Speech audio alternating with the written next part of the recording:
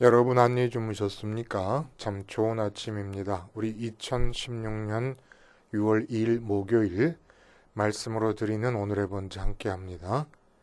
사무엘하 14장 1절부터 24절까지 말씀으로 같이 합니다. 우리는 좀 아래로 쭉 내려가서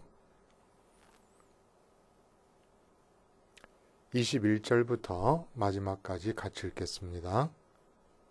시작. 왕이 요압에게 이르되 내가 이 일을 허락하였으니 가서 청년 압살롬을 데려오라 하니라. 요압이 땅에 엎드려 절하고 왕을 위하여 복을 빌고 요압이 이르되 내 주 왕이여 종의 구함을 왕이 허락하시니 종이 왕 앞에서 은혜 입은 줄을 오늘 아나이다 하고 요압이 일어나 그술로 가서 압살롬을 데리고 예루살렘으로 오니 왕이 이르되 그를 그의 집으로 물러가게 하여 내 얼굴을 볼 수 없게 하라 하매 압살롬이 자기 집으로 돌아가고 왕의 얼굴을 보지 못하니라. 네, 오늘 우리가 함께 읽은 말씀 중심으로 새 얼굴의 하나님 골고루 먹기라는 제목의 하나님 말씀 증거합니다. 새 얼굴의 하나님 골고루 먹기. 우리가 이런 얘기 많이 하지요. 두 얼굴의 사나이, 또 두 얼굴의 남편, 두 얼굴의 아내, 두 얼굴의 여친, 두 얼굴의 남친, 심지어는 좀 범위를 넓혀서 말하면 두 얼굴의 미국, 두 얼굴의 일본, 두 얼굴의 김정은, 이런 식으로. 근데 항상 부정적으로 쓰여진다는 거예요. 두 얼굴이라는 것이. 두 얼굴이면 어떻습니까?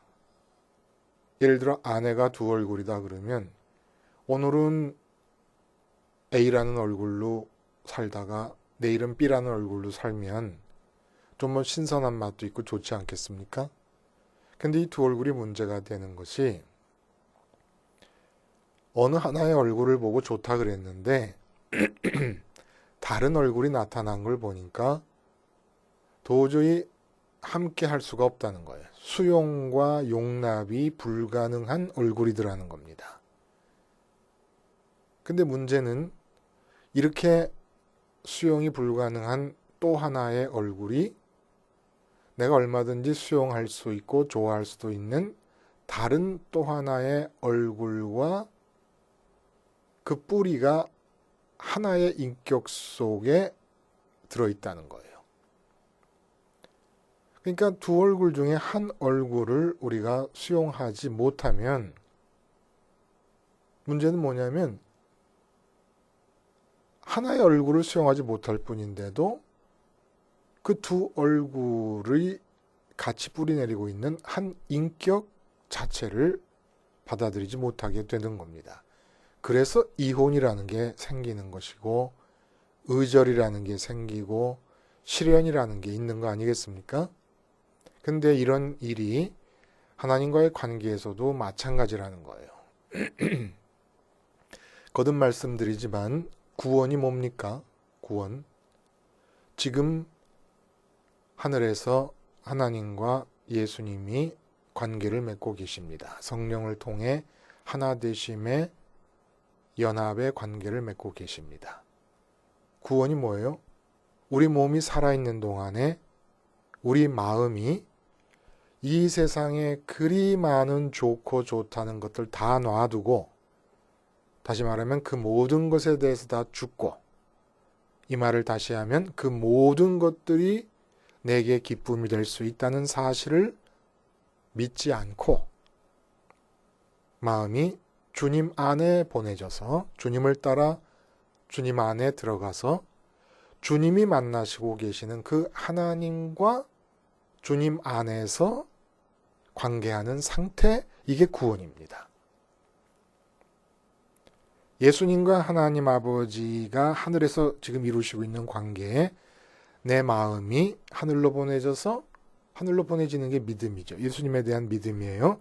십자가에서 죽으신 예수님 믿으면 부활하신 예수님과 연합하고 승천하신 예수님과 연합해서 마음이 주님 안에 머물게 되는데 주님 안에 머무는 마음이 주님이 만나시는 그 아버지를 같이 만나며 하나님 아버지로 배불러하고 하나님 아버지로 기뻐하는 것.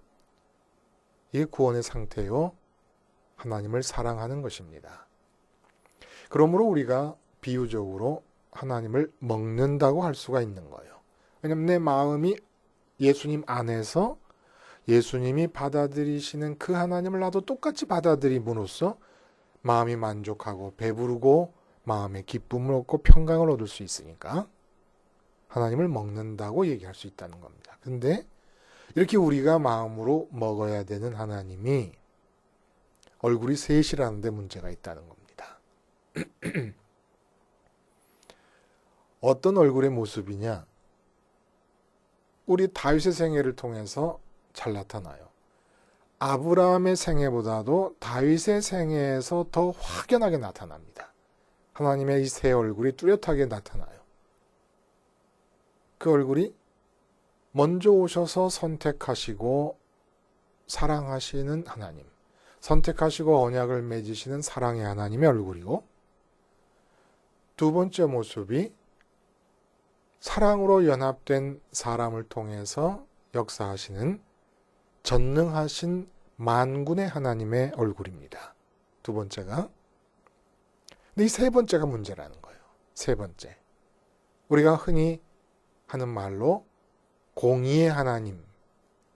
공의의 하나님의 모습이 하나님의 세 번째 얼굴인데 여기서 삐걱거리는 겁니다. 그래서 공의의 하나님 얼굴에서 삐걱거리면서 거북해하고 수용이 잘 안 되는 상태에서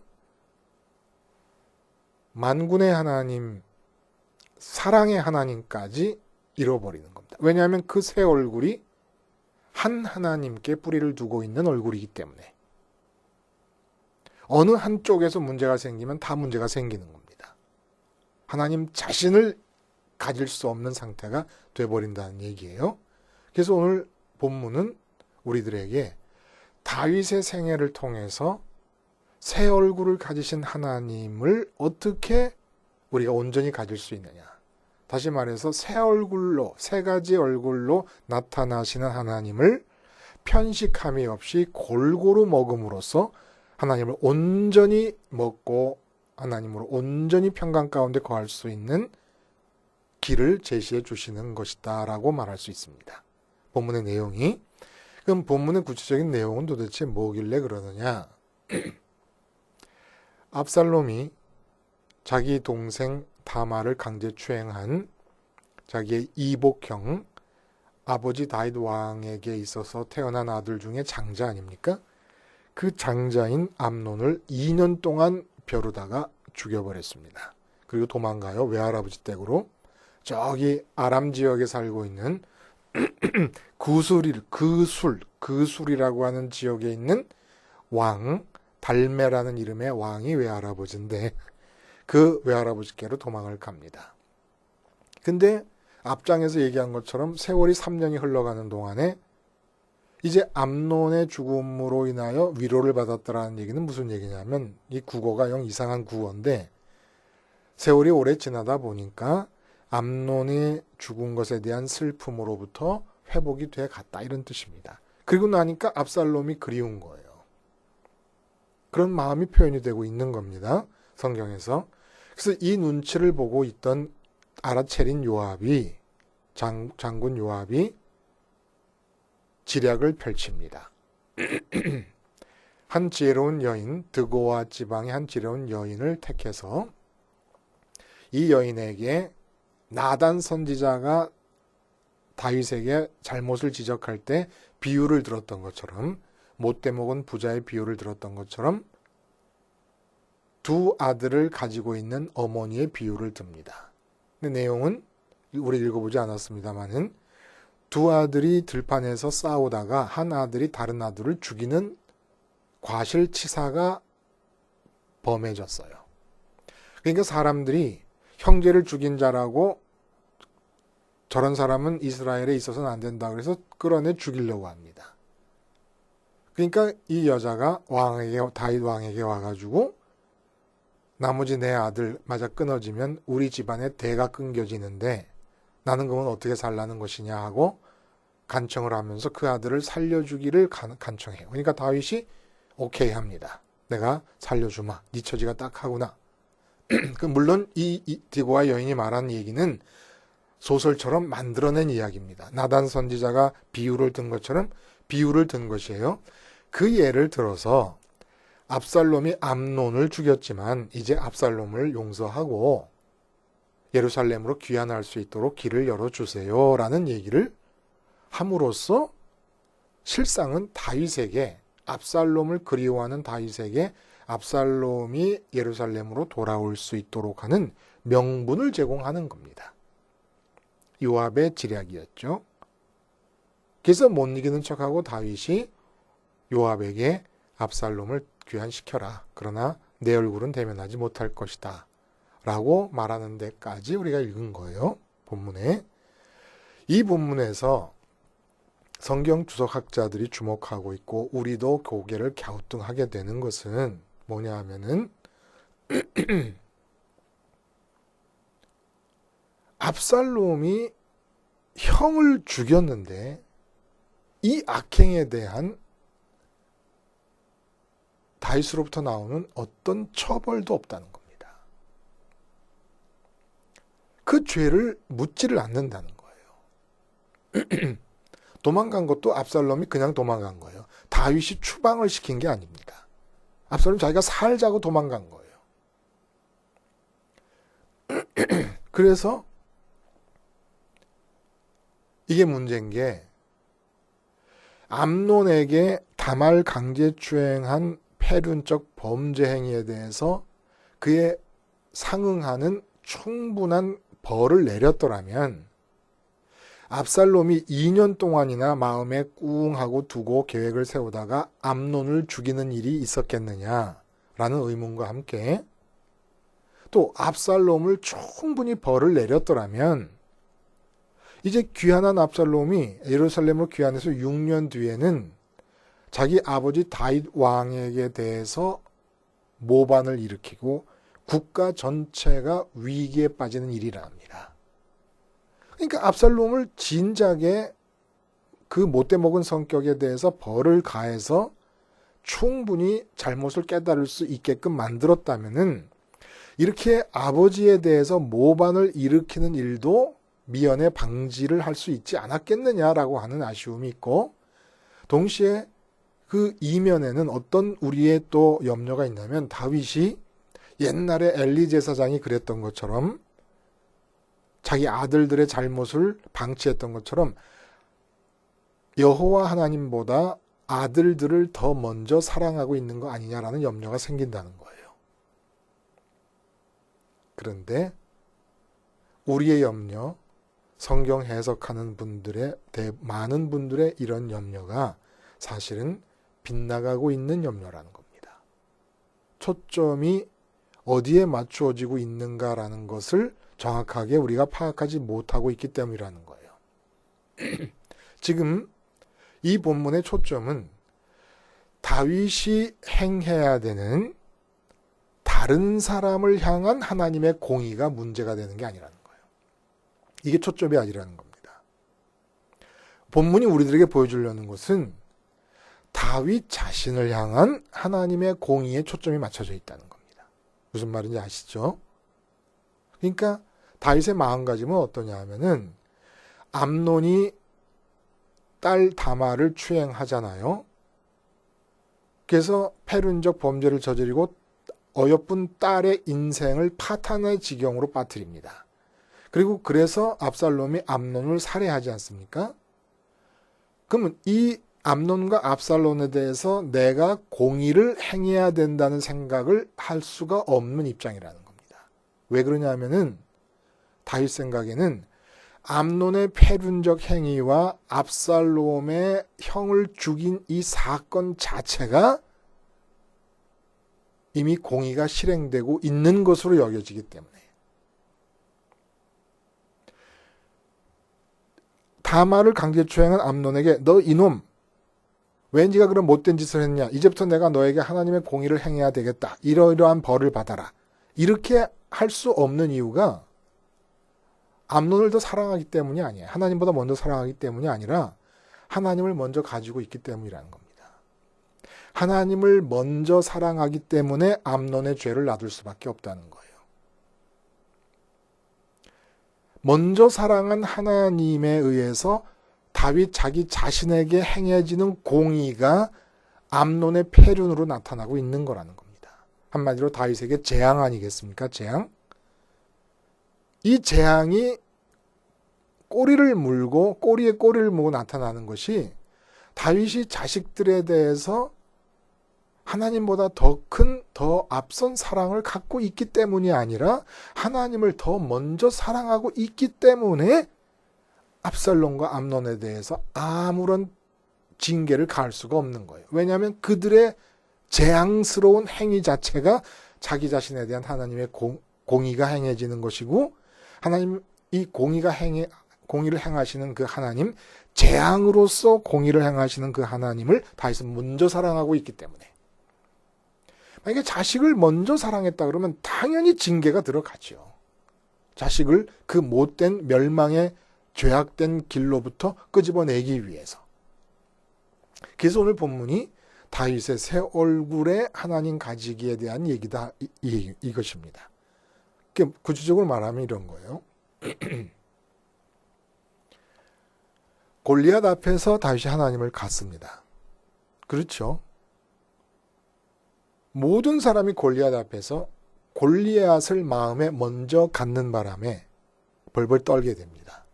근데 요 15살 안팎밖에 안 되는 소년 목동이 골리앗 앞에서 하나님을 먼저 가졌기 때문에 골리앗 앞에서도 벌벌 떨지 않게 돼요. 근데 이때 가진 하나님은 어떤 하나님? 전능하신 만군의 하나님이십니다. 만군의 하나님이라는 것은 전능하셔서 천지를 창조하신 뒤에 창조하신 모든 것에 대해서 명령을 갖고 계신, 뜻을 갖고 계신 하나님. 그래서 만군의 하나님이세요. 그 하나님을 가지고 있었어요. 그래서 골리앗을 무찔 수가 있었죠. 그리고 이제 다윗이 또 왕위로 책정이 되고 하나님이 선택하셔서 왕으로 삼는 그런 하나님을 갖게 됩니다. 선택하시고 왕으로 삼으시고 영원한 다윗과의 언약을 맺으시고 그 언약 속에서 예수님이 오시는 거니까 이 땅에. 사랑의 하나님을 갖습니다. 누가 뭐래도 이 하나님의 사랑의 하나님을 마음에 갖는 거예요. 전능하신 만군의 하나님을 마음에 갖고 무엇보다 먼저 갖고 누구보다 먼저 마음에 갖고 또 선택하시고 사랑하시는 하나님을 마음에 가져요. 근데 이제 그렇게 하나님을 갖고 살던 다윗이 삐걱거리면서 밧세바를 범하고 그 밧세바를 범한 사건의 장애가 되는 우리아를 죽여버립니다.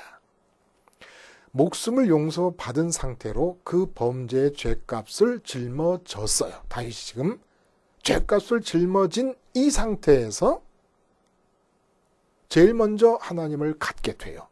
회개를 했다는 것은, 다윗이 회개를 했다는 것은 골리앗 앞에서 그랬던 것처럼, 왕위 앞에서 그랬던 것처럼 골리앗보다 하나님을 먼저 갖고 왕위나 하나님이 해주신 언약보다 하나님을 먼저 가진 것처럼 이제는 죄악의 죄값을 짊어지고 하나님을 제일 먼저 가졌는데, 죄값을 짊어진 상태로 하나님을 제일 먼저 갖고 보니까 그 하나님이 어떤 하나님이냐?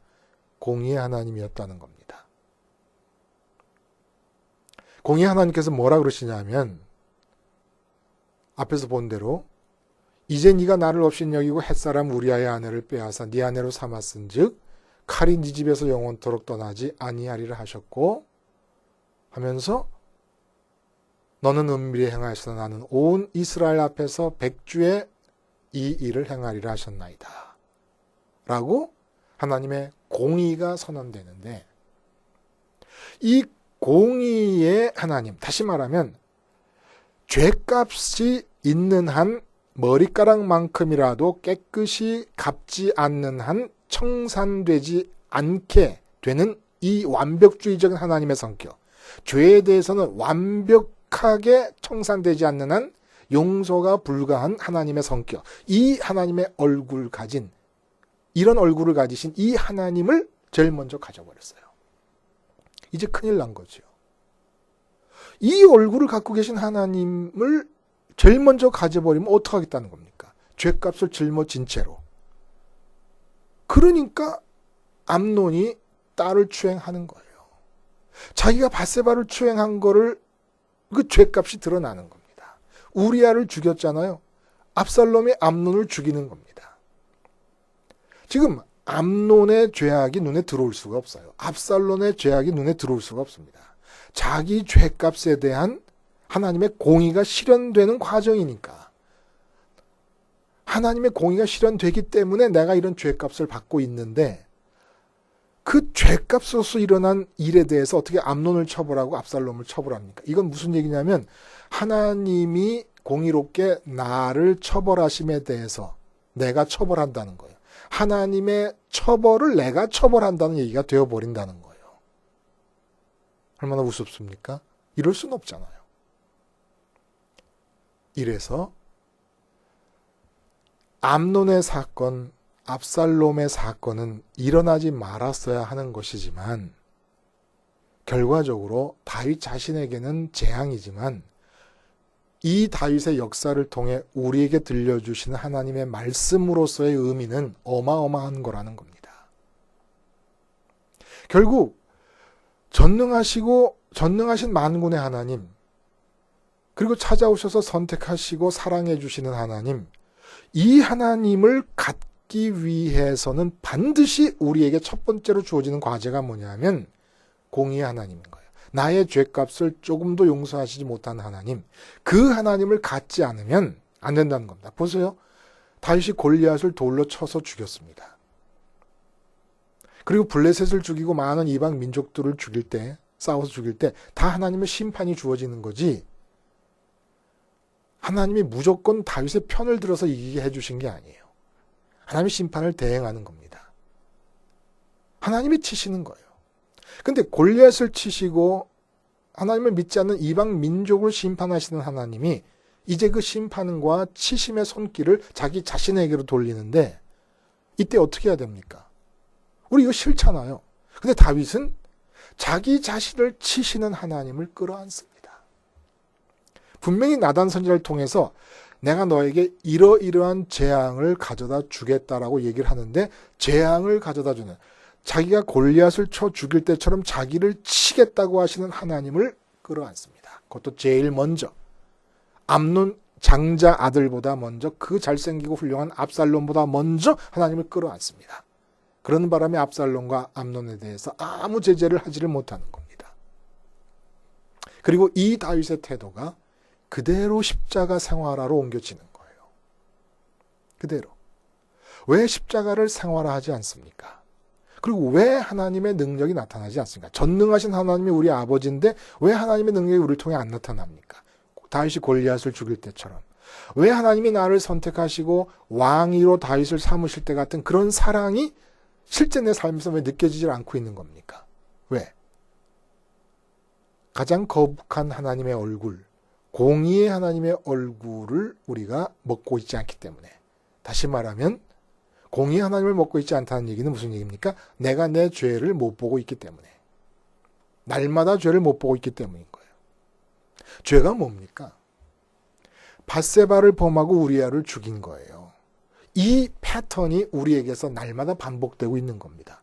나는 그런 적이 없는데 무슨 얘기냐면 우리 마음에 하나님보다 밧세바가 먼저 들어온 거예요. 그 밧세바가 사업일 수도 있습니다. 자식일 수도 있어요. 일단 그게 들어오면은 어떻게 됩니까? 갖고 싶어 합니다. 사업 들어오면 사업 성공하고 싶어 하잖아요. 돈 들어오면 돈 갖고 싶어 하지 않습니까? 건강이 마음에 들어오면 건강을 손에 쥐고 싶어 하지 않습니까? 갖고 싶어 하는 거예요. 근데 갖고 싶어 하는데 세상이 호락호락하지 않아서 방해물이 생깁니다. 우리아가 등장하는 거예요. 그럼 우리는 어떻게 합니까? 하나님 대신에 내 마음을 차지하고 들어온 밧세바에 상응하는 것들을 손에 쥐기 위해서 그 장애물인 우리아들을 없애고 나갑니다. 이걸 우리는 장애물을 극복하고 승리를 향해 나가는 진취적이고 긍정적이고 모델적인 인간상으로 얘기하고 있지만 하나님 말고 다른 것을 마음에 들여놓고 그것을 갖고 싶어 하는데 장애를 극복하며 나가는 것, 이게 죄악이라는 겁니다. 그럼 우리는 어떻게 살아야 되느냐? 하나님을 먼저 갖고 나면은 하나님이 나를 통해 이 땅에서 이루고 싶은 것들이 있고 하나님의 전능하신 만군의 하나님으로서의 능력이 나타나고 그 능력으로 골리앗을 무찌르듯이 그렇게 살아가는 겁니다. 내가 이 세상에서 갖고 싶은 게 있어서는 안 되는 거예요. 목사님들조차도 목회를 잘해보고 싶다는 생각은 다윗이 밧세바를 범하고 싶다는 생각과 똑같은 생각입니다. 암논이 다말을 범하고 싶다는 생각과 똑같은 생각이라는 거예요. 그러니까 밧세바를 마음에 들여놓는다. 그리고 마음에 들여놓은 밧세바를 갖고 싶어 한다. 갖고 싶은 밧세바와 관련돼서 우리아라는 장애가 발생하면 그 장애를 없애버리려고 하고 극복하려고 한다. 이게 바로 우리가 사는 삶의 패턴 그대로입니다. 근데 이 패턴 그대로 살면 어떻게 되느냐? 재앙이 임한다는 거예요. 근데 우리의 체질은 자꾸 하나님보다 눈에 보이고 귀에 들리는 것들을 마음에 들여놓게 됩니다. 그리고 들여놓은 것에 대해 마음이 침을 삼키게 돼요. 침을 삼키다 보면 방해꾼이 있으면 방해꾼을 없애려고 하는 행동을 하게 됩니다. 그러니까 십자가를 쥐지 않을 수 없는 거예요. 십자가 쥔다는 게 뭐예요? 그런 나를 죽이시는 하나님을 붙잡는 겁니다. 그런 나를 죽이시는 하나님을 붙잡아야 어떻게 되느냐? 부활 승천하셔서 하늘에서 이루어지는 예수님과 하나님 관계에 나를 참여시키십니다. 사랑의 하나님을 가질 수가 있는 거예요. 십자가에서 공의의 하나님을 갖지 않으면 안 되고 공의의 하나님을 가지려면 죄가 무엇인지를 알아야 되고 그래서 내 죄를 알고 나를 죽이시지 않으면 안 되시는 하나님을 받아들여야 십자가를 쥐게 됩니다. 나를 죽이시는 하나님을 받아들일 생각이 없으면 십자가를 줄 필요가 없어요. 그냥 하나님을 버리면 돼요. 아니 내가 골리앗을 치듯이 나를 치신다고? 그런 하나님 난 안 믿겠다 하면 끝나는 겁니다. 근데 하나님 믿는다는 건 그 공의 하나님으로부터 믿는 거야. 왜냐하면 내가 지금 죄인의 상태로 있으니까. 죄인의 상태로 있으니까 시작이 거기서부터 출발해야 된다는 거예요. 그러면 부활시키시고 승천시키셔서 예수님과 하나님의 교제에 참여시키시며 나를 자녀로 부르십니다. 그러면 주님께서 하늘에 계시다가 땅에 내려오셔서 하나님의 뜻을 이룬 것처럼 전능하신 만군의 하나님을 갖게 되는 일이 나타납니다. 만군의 하나님이 나를 장갑으로 끼시는 일이 나타난다는 거예요. 그래서 십자가로부터 공의의 하나님을 가지면 부활과 승천을 통하여 사랑의 하나님을 갖게 되고 사랑의 하나님을 가진 다음에는 이 땅에서 하나님이 나를 통해 이루시려는 일과의 관계에서 전능하신 만군의 하나님을 갖게 되는 겁니다. 다윗은 암논과 압살롬에 대해서 처벌을 하지 않았습니다. 그것이 아들을 하나님보다 더 사랑했기 때문이 아닙니다. 하나님을 더 먼저 아들보다 사랑했기 때문이고 그 하나님이 자기의 죄값으로 인해서 이제는 어떤 하나님으로 맞닥뜨려야 됐습니까? 공의의 하나님으로 맞닥뜨려야 됐고 공의의 하나님이라는 것은 내가 너에게 죄값에 해당하는 처벌을 징계를 재앙을 내리겠다라고 하는 그 하나님을 끌어안은 겁니다. 옳습니다. 나는 재앙을 받아야 마땅한 존재입니다. 이 사실을 알고 하나님을 끌어안아야 사랑의 하나님으로서 만군의 하나님으로서 다윗에게 허락한 모든 언약이 유효한 것으로 될 수 있다는 거예요. 여러분, 우리의 하나님 가지기는 십자가 생활로부터입니다.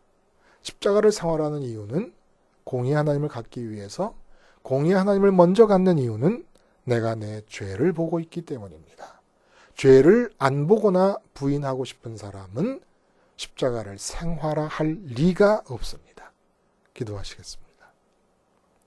하나님 아버지, 새 얼굴의 하나님을 골고루 먹게 해주심으로 온전한 샬롬 가운데 거하는 하나님의 아들, 딸이 되게 해 주시옵소서.